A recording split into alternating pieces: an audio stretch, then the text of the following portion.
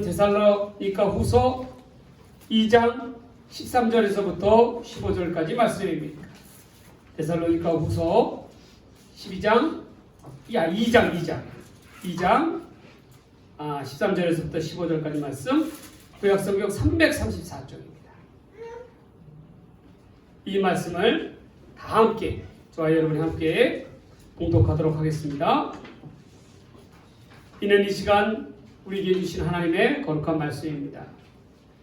주께서 사랑하시는 형제들아, 우리가 항상 너희에 관하여 마땅히 하나님께 감사할 것은 하나님이 처음부터 너희를 택하사 성령에 거룩하게 하심과 진리를 믿음으로 구원을 받게 하시니, 이를 위하여 우리의 복음으로 너희를 부르사 우리 주 예수 그리스도의 영광을 얻게 하려 하심이니라.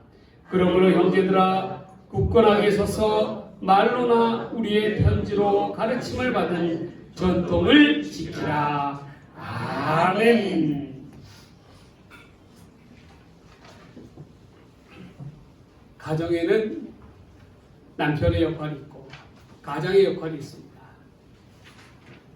아내들도 아내의 역할이 있고 또 자식은 자식대로 역할이 있죠.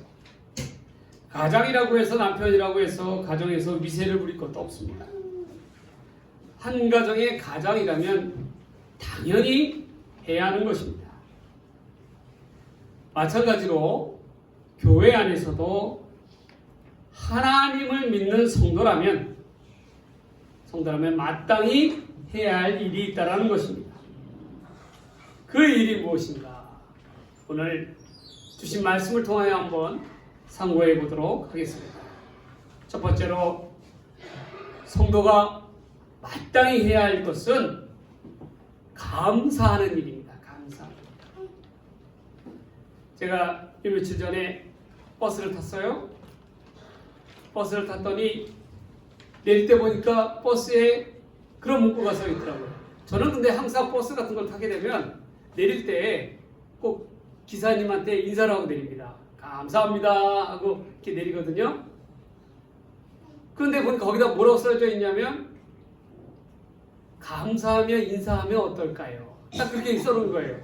그래서 제가 이런 생각이 들었어요. 아이고, 요즘 사람들이 참 얼마나 그렇게 인사도 안 하고 감사를 안 했으면 이런 문구가 붙었을까 싶은 생각이 드는 거예요. 그냥 다들 쌩하니 내려버리더라고요.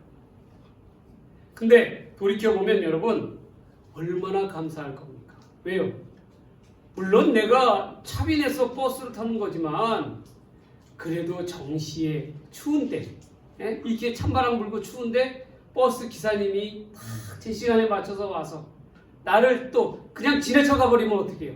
근데 또 지나치게 딱 정거장에 세워서 나를 태우고 이렇게 딱 목적지까지 이렇게 데려다 주는데 얼마나 감사할 일이에요. 그렇잖아요. 근데 감사를 하지 않아요. 감사를 하지 않아요. 여러분들 택배 많이 받으시죠? 이야, 택배 그렇게 받고 그러면 얼마나 감사합니까? 그렇잖아요? 제 시간 제때 이렇게 다 내게 필요한 물품을 갖다 전해주는데 얼마나 감사한 거예요.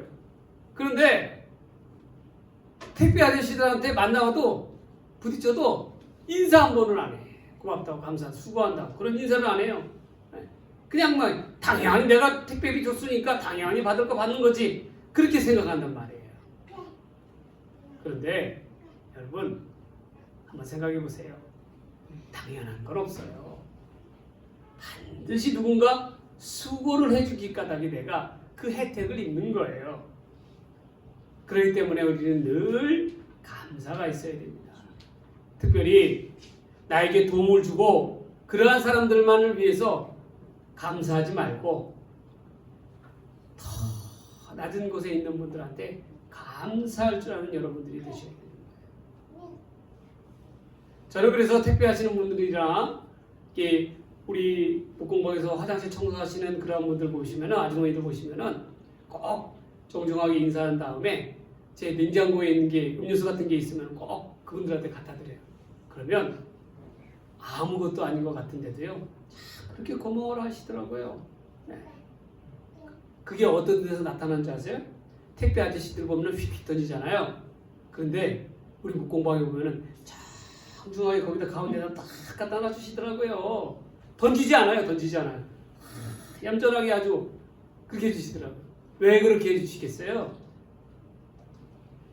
이심전심이라고 그러잖아요.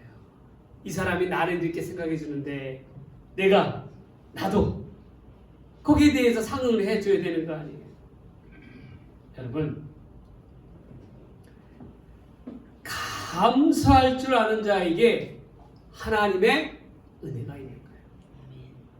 감사가 헬라어로요 유카리스라는 말이에요. 유카리스, 유가 어떤 의미냐면 있다라는 거예요. 뭐가? 카리스, 은혜가 있다라는 거예요. 은혜가 있다.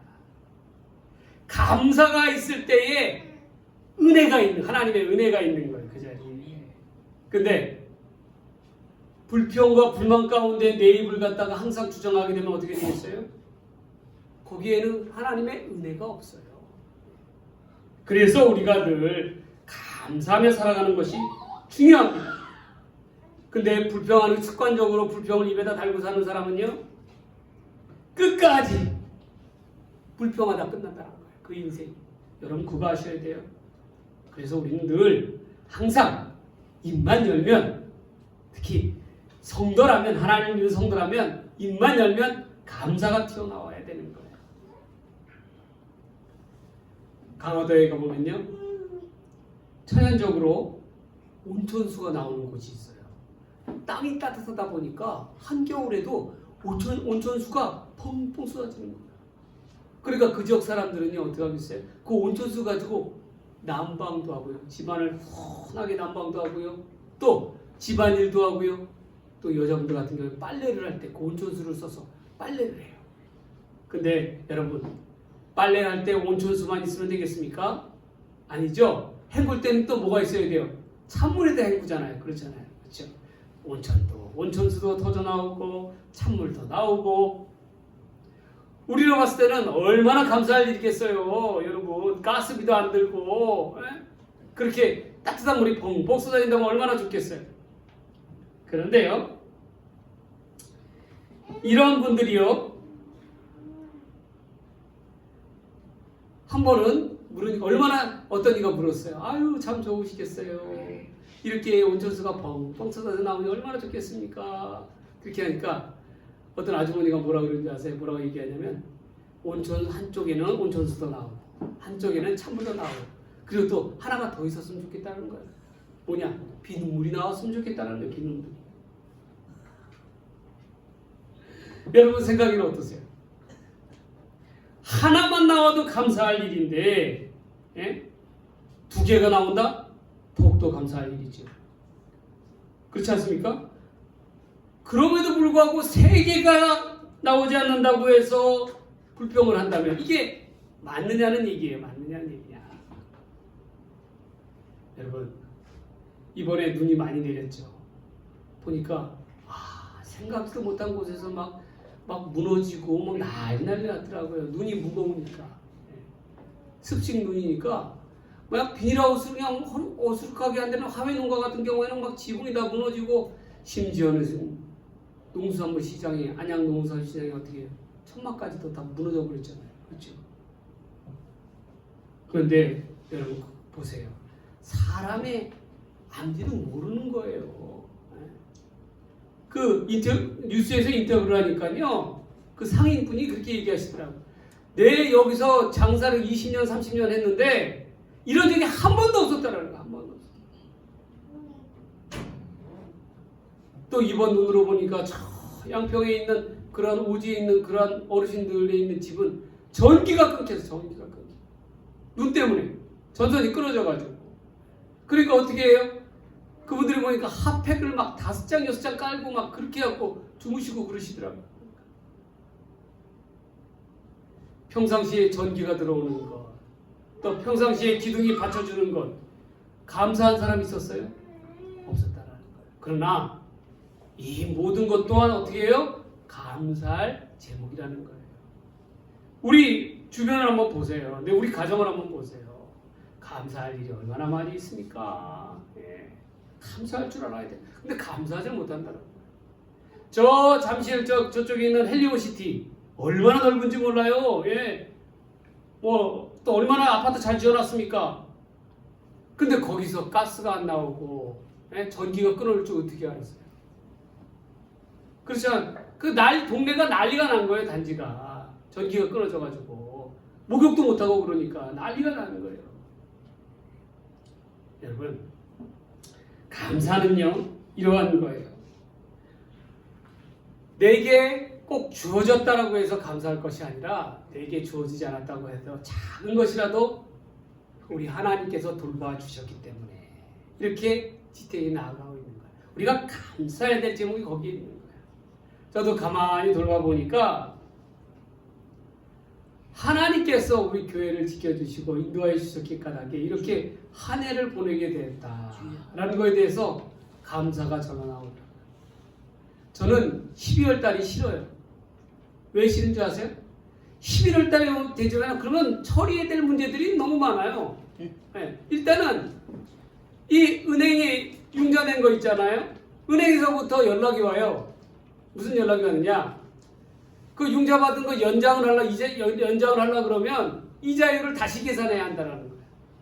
그러니까 뭔 서류도 내고 뭔 서류도 내고 막 갖고 오라는 거예요. 내려는 거예요. 그래서 제가 12월 달만 되면은 그런 것 때문에 스트레스를 받아요. 또 어떤 게 있어요? 내년에 또 집 문제는 어떻게 또 해야 될까? 또 재계약을 할 수 있을까? 아니면 또 이사를 가야 되나 어쩌나? 그런 문제도 생기고 이런저런 거 생각하면은 머리가 너무나 나와. 그런데 그럴 때마다 어떻게 해요? 우리가 믿고 의지할 바가 뭐예요? 하나님께 의지해야 되잖아요. 하나님께 내어 맡겨야 되잖아요. 하나님께서 여태까지도 지켜주셨는데 하나님 앞으로도 우리가 갈 길을 우리 다산교회가 갈 길을 열어주십시오 라고 감사로 나아가야 돼요. 그러면 어떻게 됩니까? 하나님께서 역사하신다는 거예요. 하나님께서 역사하신다. 우리의 인생은 늘 감사로 시작해서 감사로 끝나는 인생이 되어야 된다. 불평으로 시작해서 불평으로 끝나는 인생이 되어서는 안 된다라는 것입니다. 성경에 보면 열 문둥병자 이야기가 나오죠. 옛날에 지금도 그렇지만 문둥병이 얼마나 불치의 병입니까? 문둥병에 걸리면 사회적으로도 매장을 당하는 거예요. 격리 대상자가 돼서 가족에게조차도 벌을 받는 시대가 된다는 것입니다. 이러한 자들을 이 고통의 나날에서 소망이 일체 보이지 않는 그런 자들 위해 예수님께서 그들을 고쳐주셨잖아요. 얼마나 감사할 일이에요, 여러분. 얼마나 감사할 일입니까? 그런데 돌아와서 예수님께 감사를 표한 사람은 이방인인 사마리아 사람 한 사람밖에 없었다는 거예요. 나머지 유대인 9명은 없어요. 오지도 않아요. 왜? 그들은 자기가 당연히 유대인으로서 받을 걸 받았다라고 생각하기 때문에 예수님께 와서 감사를 표하지 않는 거예요. 그런데 사마리아 사람은 어떻게 해요? 예수님께 와서 지극히 감사를 표합니다. 그래서 예수님께서는 그 자를 축복해 주시잖아요. 영혼의 구원까지 선물해 주시잖아요. 하나님께 영광을 돌리잖아요. 여러분, 똑같은 은혜를 받았고 똑같은 축복을 받았음에도 불구하고 감사하는 이가 있고 감사를 못하는 이가 있다라는 거예요. 여러분 그걸 알아야 돼요. 얼마나 감사할 일입니까? 예. 우리 이현이 보세요. 예배 시간 때 예? 여러분 저 소리가요 축복의 소리인 거예요. 얼마나 감사의 소리입니까? 예전 한번 생각해 보세요. 우리 교회가 얼마나 썰렁했어요. 어? 이현이가 이렇게 와가지고 이렇게 예배에 참석해 주면서 그러니까 어떻게 됩니까? 사람 사는 냄새가 나잖아요. 얼마나 좋습니까? 얼마나 감사할 일이에요. 한번 생각해 보세요. 예. 그런데 우리는 그걸 모르고 있다라는 거예요. 제가 예전에 한번 이야기도 했었지만요. 저는 가만히 있으면요, 목욕탕에 가만히 있으면 소리가 나요. 무슨 소리가 납니까? 판막이 열렸다가 닫혔다가 열렸다가 닫혔다가 그런 소리가 나요. 그러면 처음에는 그 소리가 그렇게 듣기 싫더라고요. 집에서 이렇게 가만히 누워있으면요, 그 소리가 들리는 거예요. 여러분 생각해보세요. 얼마나 노이로제 걸리겠어요. 그렇지 않겠어요? 그런데 어때요? 이 소리가 안 나게 되면 어떻게 되는 거예요? 안 나게 되면 나는 이 세상 사람이 아닌 거예요. 그렇지 않습니까? 이 소리가 나기 때문에 내가 살아있는 거예요. 그러면 이 소리는 어떤 소리예요? 감사의 소리이자 축복의 소리인 거예요. 감사해야 될 소리라는 거예요. 그래서 그 순간 제가 생각을 고쳐먹고 하나님 앞에 오히려 이 소리에 들리는 거에 대해서 감사로 하나님 앞에 나아갔어요. 그랬더니 어떻게 됐어요? 어느 순간부터 그 소리가 안 들려요. 안 들리기 시작하더라고요. 참 놀랍지 않습니까, 여러분? 참 놀라운 일이에요. 우리 이근호 목사님이 여기 자리에 안 계시니까 제가 하는 얘기인데, 이근호 목사님이 자주 까무러치셨어요. 정신을 잃으셨어요. 왜냐면 그게 원인을 찾아보니까 심장이 순간적으로 혈압이 약하니까 정지가 돼버리는 거예요. 그러니까 어떻게 됐어요? 혈액이 공급이 안 되니까 쓰러지는 거예요. 뇌까지 혈액이 공급이 안 되니까 쓰러지는 거예요. 그래서 이번에 어떻게 했어요? 심장 박동기를 달았어요. 심장 박동기가 어떤 역할을 하는 거냐면요, 심장이 그렇게 다운이 돼버리면은 그 즉시 이 박동기가 작동을 해서 심장에 충격을 주는 거예요.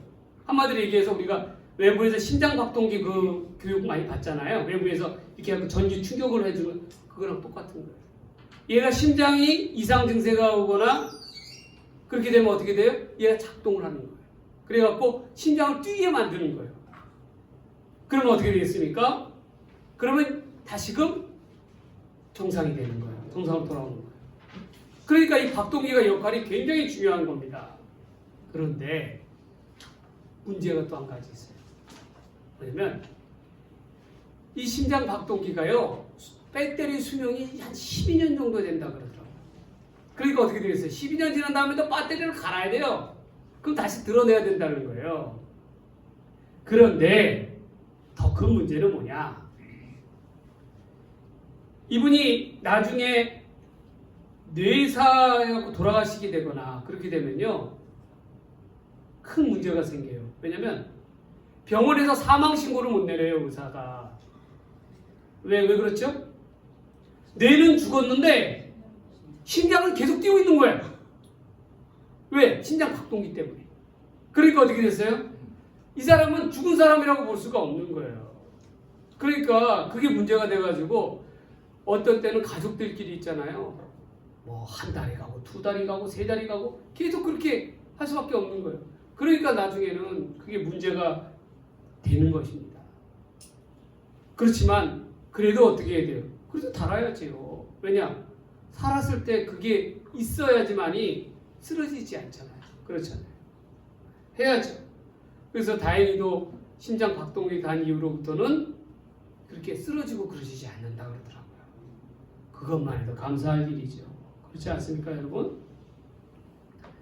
참, 그렇게 보면 우리 이근호 목사님도 심장 판막 바꿨지요. 또 어떻게 했습니까? 박동기 달았지요. 참, 그래도 꿋꿋하게 그렇게 하신 거 보면은 참 믿음의 사람입니다. 믿음의 사람이에요. 예, 믿음의 사람입니다. 여러분들 주어진 거에 대해서 감사할 줄 아는 여러분 되시기 바랍니다. 감사는요, 성도가 마땅히 해야 될 바인 거예요.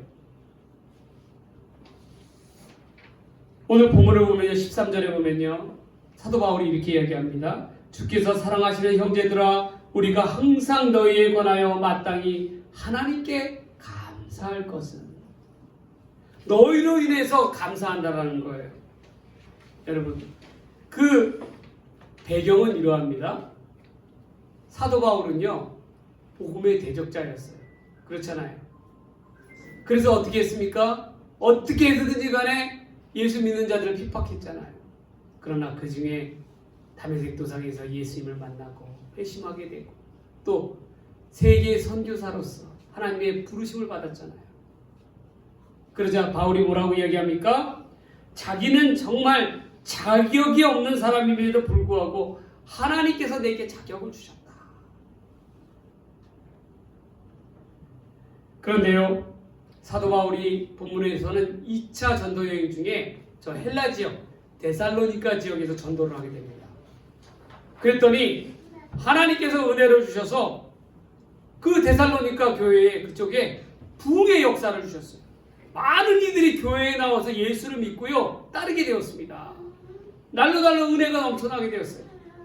그러자 유대인들이, 이를 시기하는 유대인들이 바울을 핍박하고자 깡패들을 대동하고 와가지고 어떻게 해요? 못된 짓을 하는 거예요. 바울을 죽이려고 하는 거예요. 그러니까 데살로니가에 있는 교인들이 어떻게 하겠습니까? 바울을 몰래 밤에 빼돌려가지고 다른 곳으로 갈 길을 열어주는 거예요. 그러면서 하는 얘기가, 근데 바울은 자기는 가지 않겠다라고 고집을 피우는 거예요. 내 차라리 여기서 죽겠다라는 거예요. 그런데 이 데살로니가 교인들이 뭐라고 얘기하냐면, 우리가 바울의 뜻을 받들어서 끝까지 믿음을 지키고 예수를 믿고 예배를 드리겠다고, 교회를 이루어 나가겠다라고 다짐을 합니다. 그렇게 까닭에 바울이요, 데살로니가를 떠나서 베레아로 가게 됩니다. 그런데 베레아에서 바울이 이 데살로니가 교회를 바라보면서 얼마나 안절부절했겠어요. 아이고, 이 사람들이 정말 예배는 제대로 드릴 것인지, 교회가 제대로 서술에 있었는지 얼마나 안타까운 마음이었겠어요. 소중한 마음이겠어요. 그런데 들려오는 소식을 들어보니까 데살로니가 교인들이 똘똘 뭉쳐가지고 하나가 돼서 그렇게 복음 믿음 가운데서 열심을 다하고 있다는 거예요. 그러니 얼마나 바울의 입장으로 봤을 때는 여러분 감사할 일이겠습니까? 그래서 바울이 이렇게 얘기하는 거예요. 너희를 생각할 때마다 내가 하나님께 감사한다. 여러분, 우리 하나님을 믿는 성도들이 최고의 감사는 뭔지 아세요? 그것은 바로 전도의 열매를 맺는 거예요. 어렵게 전도를 해서 교회에 등록을 하고 교인이 되고 예배에 참석을 해서 또 그러한 자가 어떻게 해요? 나중에 세례까지 받게 되었다면 여러분 얼마나 기쁘겠어요. 그 열매가 얼마나 크겠습니까? 지금 바울의 심정이 이러하다라는 거예요. 내가 믿음 가운데서 손수 세운 이 교회가, 이 성도들이 믿음 안에서 굳건히 서 있을 때, 핍박에 굴하지 아니하고 굳건히 서 있는다는 소식을 들었을 때 얼마나 하나님 앞에 감사하겠냐라는 거예요. 나를 위한 감사도 중요하지만 더 귀한 감사는 바로 너를 위한 감사가 되어야 한다는 거예요. 너를 위한 감사. 여러분 꼭 기억하시기 바랍니다. 예수를 믿는 이들에게 있어서 감사는 너무도 귀한 거예요. 한 가지만 주어도 감사, 두 가지를 주시면 더욱 감사, 세 가지를 주시면 더욱더 감사. 나를 위한 감사, 너를 위한 감사. 늘 생활 속에 이처럼 감사가 넘쳐나는 자가 되어야 할 줄 믿습니다. 그러한 감사 속에요, 하나님의 은혜가 있다는 거예요. 유카리스의 은혜가 있다는 것입니다. 여러분 그것을 꼭 기억하십시오. 불평불만하는 자리에는 하나님의 은혜가 있을 수가 없어요. 그러나 늘 감사로 나아가는 곳에는 어떻게 해요? 하나님의 은혜가 있다는 것입니다. 그런 까닭에 우리는 무엇보다도 성도가 마땅히 행해야 될 바, 감사하는 일에 앞장설 수 있는 우리 다산교회 성도님들이 되시기를 간절히 바랍니다. 소망합니다. 두 번째로 성도가 마땅히 행해야 될 바는 바로 복음을 전하는 일입니다. 복음을 전하는 일이라는 건 뭐예요? 전도를 해야 한다는 거예요. 사도 바울은 고린도 9장 16절에 이와 같이 이야기했어요. 내가 복음을 전할지라도 자랑할 것이 없으면 내가 부득불 할 일이니라. 여러분, 부득불 할 일이라는 건 뭐예요? 해도 돼도 그만, 안 해도 그만, 그게 아니라는 거예요. 반드시 꼭 해야 되는 일이라는 거예요. 그게 뭐예요? 전도의 사명이라는 것입니다. 새학기가 되면 수강 신청을 하죠. 수강 신청을 할 때 어떻습니까? 필수 과목이 있고 선택 과목이 있어요. 필수 과목은 뭐예요? 학위를 따기 위해서는 반드시 있어야 될 과정이 필수 과목이죠. 그러나 선택 과목은 어떻습니까? 해도 되고 안 해도 그만인 거예요. 마찬가지예요. 우리에게도 생업이 있고 주업이 있어요. 그런데 또한 부업이라는 거 있어요. 주업이는 뭐예요? 반드시 해야 되는 거예요. 반드시 꼭 해야 된다는 거예요. 그래서 이는 선택의 여지가 없어요. 그러나 부업은 다른 거예요. 부업은 해도 되고 안 해도 되는 거예요. 생업에 크게 지장이 되지가 않는 것입니다. 성도들에게 있어서는요, 반드시 해야 될 일이 있어요. 그게 바로 전도예요.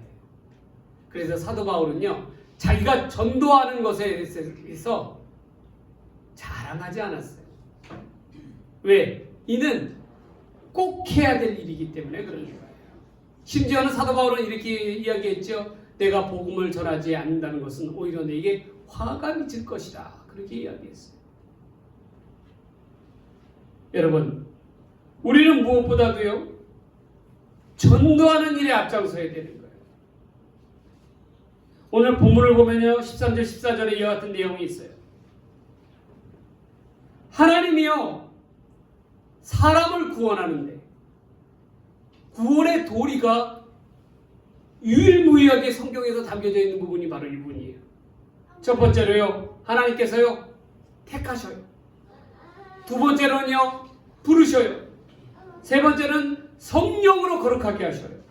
네 번째는 진리로 믿게 하시고요. 다섯 번째로는 구원을 받게 하시고, 여섯 번째는 그리스도로 영광을 받게 하셔요. 그런데 하나님의 선택은, 이 하나님의 구원의 도리는 하나님의 선택하심으로부터 시작해서 하나님 그리스도의 영광으로 끝나게 되어 있어요. 그런데 이는 모두가 하나님께서 하시는 일이에요. 그러나 하나님께서 하시는 모든 일들 가운데서 하나님이 못하시는 일이 있어요. 이는 반드시 우리가 해야 될 일이 있다는 거예요. 그게 뭐냐? 바로 두 번째, 복음으로 부르는 일이에요. 이는 뭐예요? 전도하는 일이에요. 전도하는 일은 바로 하나님께서 하나님의 백성에게 부여주신 사명이자 의무인 거예요. 그것을 우리에게 주셨어요. 그 사명을 우리에게 주신 거예요. 그러니 우리가 하나님의 도구가 된다는 것이 얼마나 영광되고 감사할 일입니까? 그래요, 안 그렇습니까? 여러분, 이 지상에서 받을 수 있는 최고의 복이 뭔지 아세요? 바로 전도입니다. 전도는 해도 되고 안 해도 되는 것이 아니라 성도라고 하면 반드시 해야 되는 것, 그게 뭐예요? 전도인 거예요. 여러분, 지금 제가 여러분들 앞에 목사로 서 있습니다. 그러나 저는 어려서요, 우리 재승이만 할 때, 지금 이 재승이만 할 때 교회 가는 게 그렇게 싫었어요. 교회에서 예배 드리는 시간만큼 따분하고 지겨울 때가 없었습니다. 그런데 누군가 있어요. 누군가에 의해서 강제적으로, 강압적으로 갈 수밖에 없었던 것이 바로 교회였다라는 거예요. 교회에 안 가면 난리 납니다. 예. 그러한 저에게 있어서 교회가 호감으로 다가올 때가 있었어요. 언젠가 바로 저를 데리러 집까지 찾아오신 교회 선생님으로 인해서 제가 예수님을 만나보게 된 거예요. 예수님을 만나보게 된 거예요. 그때 그 선생님이 저에게 교회에 가면서 해주신 칭찬이 기억이 나요. 뭐라고 칭찬해 주셨냐면 제가 너무 말을 재밌게 한다는 거예요. 말을 잘한다는 거예요. 야, 말을 잘한다? 그래서 제가 생각해 보기를 그때 처음으로 나는 목사가 되어도 되겠구나 싶은 생각을 하게 됐어요. 왜? 목사는 말만 잘하면 목사 되는 줄 알았어요. 그런데 그때 그 선생님이요, 지금 저의 모습을 본다면 아마도 깜짝 놀라실 것입니다. 왜요? 그 아이가 목사가 되었을 줄 어떻게 상상이나 했겠냐 이 말이에요. 안 그렇겠어요? 여러분 생각해 보세요. 무심코 내뱉은 말이요. 무심코 내뱉은 말이 어떻게 돼요? 하나님께서 놀라운 역사를 일으키시죠. 하나님의 거룩한 씨앗을 세상 가운데 뿌리는 거잖아요. 세상을 향한 도전. 바로 이게 전도라는 것입니다. 전도를 하면서요, 여러분, 우리가 낙심할 때가 많아요. 저도 요즘 한 명을 위해서 기도하고 있는데 뺀질뺀질 좀 말을 안 듣는 것 같아요. 교회에 이렇게 와서 같이 예배드리자 그러는데 어떨 때는 말이 좀 먹히는 것 같기도 하면서도 어떨 때는 또 말이 전혀 먹히지가 않는 것 같아요. 그러나 어떻게 해요? 낙심하지 말고 소망을 가지고 끈기 있게 나아가야 되죠. 왜? 거두시는 이는 누구세요? 하나님이시거든. 뿌리는 이는 어떻게 해요? 제가 뿌리지만, 복음의 씨앗을 뿌리지만 거두시는 이는 하나님이시기 까닭에 우리가 그걸 믿고 의지하고 가는 거예요. 반드시 하나님께서 때가 되면 어떻게 해요? 거두실 것이라 라는 확신을 가지고 나아가는 것입니다. 여러분, 제가 고등학교를 미션 스쿨을 나왔어요. 고등학교 때 일주일에 한 번 반 채플 시간이 있었습니다. 밤마다. 그래서 예배실에 가서 예배를 드리는 거예요. 그때 그 시간, 예배 시간이 되면 주변에 우리 친구들이 교회를 다니던 교회를 다니지 않던 서로 빨리 가서 가지려고 경쟁이 붙는 게 있어요. 경쟁이 붙어 있어요. 막 서로 빨리 가고 그냥 그거부터 먼저 챙기는 거예요. 뭘 것 같아요, 여러분? 생각해보세요. 그게 바로 성경책이었습니다. 놀랍게도 성경책이었어요. 그런데 그 친구들이 왜 그렇게 성경책을 갖다가 서로 앞서서 가지려 했느냐? 성경 말씀을 공부하기 위해서 했으면 얼마나 좋았겠습니까? 아니라는 거예요. 그게 아니었어요. 바로 그저 그 시간대에 빨리 엎드려서 자기 편하기 위해서는 뭐가 있어요? 성경책이 있어야 된다는 거예요. 성경책이 하나면 좋겠는데 두 개를 포개고 나면 어떻게 해요? 더 편하다는 것입니다. 그렇기 때문에 앞다투어서 막 성경책을 갖다가 서로 그냥 경쟁이 붙는 거예요. 그런데 성경책을 위에다 두고 자잖아요. 그러면 그렇게 꿀잠을 잘 수가 없어요. 잠이 잘 와요, 여러분. 오늘부터 저녁 때 여러분 잠 안 오면 성경책 머리에 맞대고 주무셔요. 잠 잘 옵니다. 예. 정신없이 자요, 예배 시간 때. 그런데요, 이 목사님들이요, 그걸 깨우느냐, 한두 번 깨우시다가 지치면요, 이렇게 말을 버리셔요. 그러면서 뭐라고 해요? 아이고, 얼마나 피곤하면 저럴까 싶어 그냥 자기끔 내버려둬요. 어떤 이들은요, 성경책 위에다 침까지 흘려요. 침까지 흘리면 어떻게 되는지 아십니까? 성경책, 가죽 성경책이요, 곰팡이가 생겨. 곰팡이가. 왜? 그 침 때문에. 이놈들이 침을 닦고 가야 되는데 닦고 가질 않는 거예요. 여러분, 그런 모습들을 보면 미션 스쿨의 이 종교 교육이 뭔 의미가 있겠느냐 싶은 생각이 들잖아요. 그렇잖아요. 그런데 놀라운 것은요, 이렇게 예배 시간에 잠만 자는 그런 친구들이, 예? 지금 이렇게 살펴보면 인생에 자기의 위기가 찾아오고 그러면요, 어디를 찾아오는지 아세요? 교회를 찾아온다는 거죠. 왜요? 그래도 들어본 가락이 있잖아요. 가락이 있다 보니까. 그래서 믿음 생활을 한다라는 거예요. 그래서 어떤 이는 장로가 되고 또 어떤 이는 집사가 돼서 교회 봉사를 그렇게 열심히 하더라고요. 여러분, 이처럼요, 복음을 전하는 일이라는 거, 전도라고 하는 거, 때로는 눈앞에 열매를 거두지 못하고 결과물이 나오지 않을 때가 많아요. 그러나 때가 이르면 어떻게 됩니까? 하나님께서 역사하신다는 거. 여러분, 그걸 아셔야 됩니다. 그렇게 까닭에 우리는 전도에 열심을 다해야 돼요. 나를 하나님 앞에서, 성도들 앞에서 내세우기 위해서 열심을 다해야 되는 게 아니에요.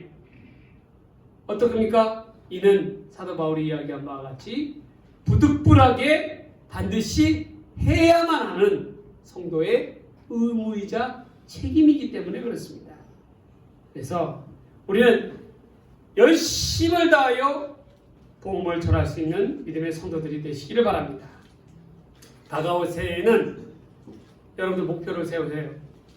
내가 새해에는 무조건 한 사람이라도 꼭 전도를 하겠다 라는 그런 다짐을 가지고 여러분 나아갈 수 있는 우리 다산교회 믿음의 성도들이 되시기를 주님의 이름으로 간절히 축복합니다. 축복합니다. 아멘. 왜 아멘들 안 하세요? 아멘! 아멘 하셔야 이 자리가 차고 넘치가 아닙니까? 세 번째, 성도가 마땅히 해야 될 일은요, 뭐냐? 본문은 이야기하고 있어요. 전통을 지키라는 거예요. 이는 전통이자 유전이라고 이야기할 수가 있는 것입니다. 이 말은 헬라어로요, 파라도세이스라는 말이 있어요. 파라도세이스. 그 뜻은 넘겨준다, 내어준다, 양도한다라는 그런 의미가 있어요. 바로 지식과 교훈을 스승이 제자로에게 전달해준다라는 의미입니다. 사도 바울이 본문에서 이야기한 전통이라는 어떤 거예요? 곧 말로나 편지로 가르치는 복음의 정수라는 겁니다. 곧 성경 말씀인 거예요. 그래서 사도 바울은 성도들에게 이야기하기를 내가 말로나 아니면 편지로 전한 유전은 주 예수 그리스도께로부터 받은 것이니 그러한 까닭에 너희가 이것을 힘써 지키라라고 이야기하는 지키라. 우리 세대는 어떠한 세대입니까? 지금 이 시대는 교회에 그렇게 열심히 다닌다고 하면서도 교회 성도라고 하면서도 말씀을 가까이 하지 않는 세대, 말씀을 무시하는 세대라는 거예요. 말씀을 있는 바 그대로 준수하지 않는 세대라는 것입니다. 몇 년 전에 한국 교회 가운데 성경 공부 바람이 불었어요. 각 교회마다 성경 공부반을 개설하면서 얼마나 열심을 다했는지 모릅니다. 성경을 배울 때 교인들이 빨간 펜으로 그냥 척척 손을 그어가면서 아멘, 아멘 하면서 얼마나 은혜를 받았어요. 그런데 문제는 거기까지였다라는 게 문제입니다. 말씀을 공부를 받고 은혜를 받았으면 그 말씀을 내 삶 속에서, 생활 속에서 힘껏 지켜나가야 되잖아요. 준수해야 되잖아요. 그런데 그렇지 못하고 배우는 데에서 끝났다라는 거예요. 그게 바로 문제였다라는 것입니다. 결국 그렇게 되니까 어떻게 됐습니까? 성도들의 머리는 커졌어요. 주워 들은 것 많아가지고. 그러나 어떻게 해요? 생활 속에서 나타냄이 없었다는 거예요. 그러니 어떻게 됐습니까? 지금 교회가 당면한 문제들은 기원은 바로 거기에 있다는 거예요. 우리가 꼭 기억해야 될 것은 하나님의 말씀을 힘써 지켜 나아가야 된다는 거예요. 작은 구절구절 하나로도 힘써 지켜 나아가야 된다는 거예요. 하나님의 말씀을 지켜 나아가는 것은 하루아침에 이루어지는 것이 아닙니다. 작은 것 하나하나부터 지켜 나아갈 때 하나님의 말씀이 내 안에서 역사할 수가 있는 겁니다. 하루하루 노력해야 된다는 거예요. 여러분, 술 아니면 못 사는 사람에게 교회에 처음 나와서부터 한다는 얘기가 술부터 끊으라고 하면은 어떻게 돼서 그 사람 교회에 나오겠습니까? 하루에 줄담배를 달고 사는 사람에게 교회에 왔으니 담배 냄새 나니까 담배를 끊으라 라고 이야기하면 그 사람 교회에 나오겠냐는 거예요. 중요한 것은 어찌되었던 간에 술을 먹든지 담배를 하든지 간에 중요한 건 교회에 나온다는 게 중요한 것입니다. 교회에 나올 때 많이 바뀔 수 있는 기회가 열린다는 거예요. 그 안에 믿음이 자라고 또 하나님의 말씀이 하나하나 심어지게 되면요, 억지로 하라고 해도 하지 않습니다. 자연스럽게 끊어지게 되는 거예요. 그러니까 우리가 하나님의 말씀을 지켜 나아간다는 거, 기독교의 전통을 준수하며 나아간다는 것은 작은 것 하나하나에서부터 실천하며 나아갈 때 그게 중요한 거예요. 암보다도 더 중요한 것이 생활 속에서 삶 속에서 실천하는 것입니다. 그렇기 때문에 그렇게 힘써 나아갈 때 우리가 믿음의 장성한 분량에까지 이르게 된다는 것입니다. 성도가 하나님의 말씀을 준수하는 것, 하나님의 말씀을 지켜 나아가는 것은 해도 되고 안 해도 되는 게 아니에요. 성도가 마땅히 해야 될 바라는 것입니다. 그래서 우리가 이를 깨닫고 말씀 가운데 나아가는데 힘써 나아가야 된다는 것입니다. 여러분, 기독교의 말씀 가운데 전통을 지켜나며 나아간다는 것은 바로 이러한 것입니다. 이제 말씀을 정리합니다. 성도라면, 하나님을 믿는 사람이라면 마땅히 지켜서 행해야 될 게 있어요. 그게 무엇이었습니까? 첫 번째로 뭐였어요? 감사하는 거예요. 이래도 감사, 저래도 감사.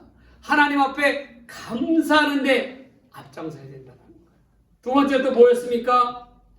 복음을 전하는데, 전도하는데 어떻게 돼요? 앞장서야 된다는 거예요. 성도가 마땅히 해야 될 바라는 거예요. 전도하는데, 복음을 전하는 거예요. 세 번째로 어떻게 하는 거예요?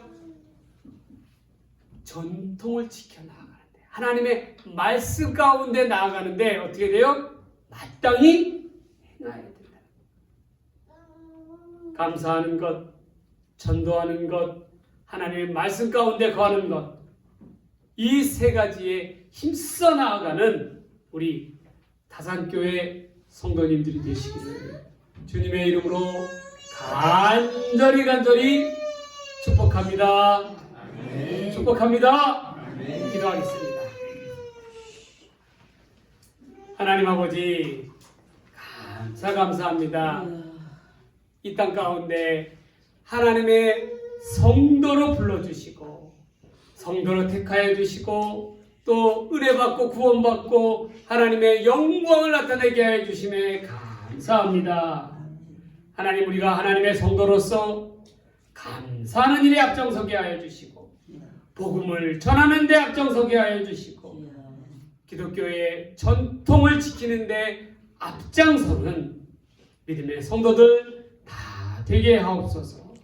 이 자리에 있는 한 사람 한 사람 하나님께서 온전히 붙들어 주시사 믿음의 장성한 분량에 이르는 자 되게 하옵소서.